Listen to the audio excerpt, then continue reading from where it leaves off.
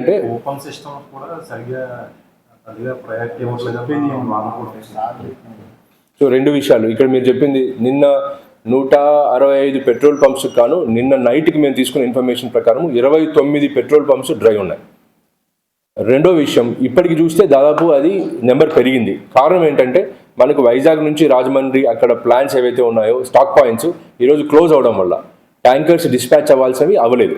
So ఇది మన విషయమే కాదు, మొత్తం స్టేట్ వైడ్ కూడా అక్కడ ప్లాంట్స్ ఈరోజు సండే హాలిడే కాబట్టి వాళ్ళు అక్కడ క్లోజ్ చేయడం వల్ల కొన్ని పెట్రోల్ పంప్స్ డ్రై అయిపోయాయి. బట్ రేపు మార్నింగ్ 6 o'clock కల్లా అన్నీ కూడా రీఓపెన్ అయిపోయి సప్లై అనేది రీస్టార్ట్ అవుతుంది. రేపటికల్లా ఈ డ్రై ఏవైతే ఉన్నాయో పెట్రోల్ పంప్స్ అన్నిటికీ కూడా సప్లై వస్తుంది. సో కాబట్టి ఈ రోజు కొంత డ్రై అయిన మాట వాస్తవం అయినప్పటికీ రేపటికల్లా ఇది సప్లై రీస్టోర్ అవుతుంది. ఆల్రెడీ మనము కమిషనర్ ద్వారా స్టేట్ హెడ్కి, స్టేట్ కోఆర్డినేటర్కి మనం చెప్పడం జరిగింది. ఈ రోజు కూడా ప్లాన్స్ ఓపెన్ చేయమని చెప్పడం జరిగింది. హెచ్పిసిఎల్ నుంచి ఆల్రెడీ 7 ట్యాంకర్స్ ఈరోజు డిస్పాచ్ కూడా అవ్వడం జరిగింది. సో ఇంకా ఐఓసిఎల్, బీపీసీఎల్ వాళ్ళ రిక్వెస్ట్ ఏంటంటే రేపు ఎర్లీ మార్నింగ్ 6 o'clock నుంచి ట్యాంకర్స్ డిస్పాచ్ చేయడం జరుగుతుంది.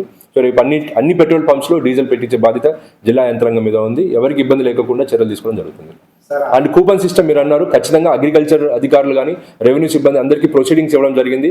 మేము కూడా ఫీల్డ్ విజిట్స్ చేసి ముఖ్యంగా మనం ప్రయారిటీ బేసిస్లో ఇస్తున్నాం కాబట్టి రైతులకి, ఆక్వా రంగానికి ఇబ్బంది లేకుండా ఖచ్చితంగా చేయడం జరుగుతుంది. ఆల్రెడీ మేము ఒక జూమ్ కాన్ఫరెన్స్ కూడా ప్లాన్ చేస్తున్నాం రేపు పొద్దునే.